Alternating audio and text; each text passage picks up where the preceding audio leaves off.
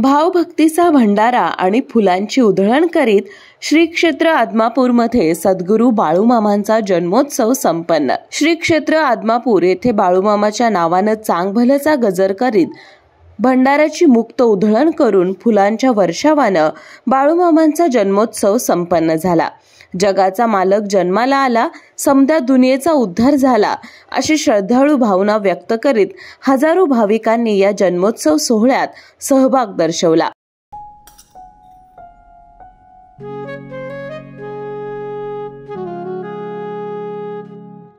बाबा, आज येताना बासुंदी घेऊन या ना। अगं, कालच आपण आईचा वाढदिवस होता म्हणून आणली होती ना। ऐकलं, गोकुळची बासुंदी पुन्हा खावीशी वाटतेय। खरं सांगू, मलाही खावीशी वाटतेय। पुन्हा पुन्हा खावीशी वाटणारी गोकुळ बासुंदी। सकाळपासूनच भाविक भक्तांनी देवस्थानाच्या कार्यस्थळावर हजारोच्या संख्येने उपस्थिती लावली।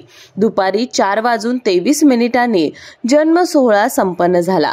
समाधी मंदिराच्या उजव्या बाजूला जन्म सोहळ्यासाठी विशेष मंडप उभारण्यात आला होता।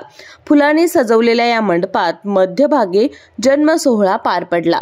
वारकरी आणि भाविक भक्त यांचा टाळ मृदंगाच्या गजरात जल्लोष सुरू झाला आणि जन्मकाळ होताच बाळूमामांचा जय जयकार करीत उपस्थित भाविकांनी फुलांचा वर्षाव केला।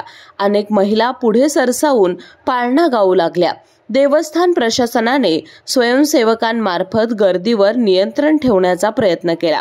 उपस्थितांची प्रचंड संख्या विचारात घेता मोठ्या विस्तीर्ण जागेमध्ये हा जन्म सोहळा यापुढे घेणे भक्तांच्या दृष्टीने अधिक सोयीचे होईल अशी भावना यावेळी व्यक्त करण्यात आली। केके न्यूज साठी मुरगुड प्रतिनिधी ओमकार पोतदार।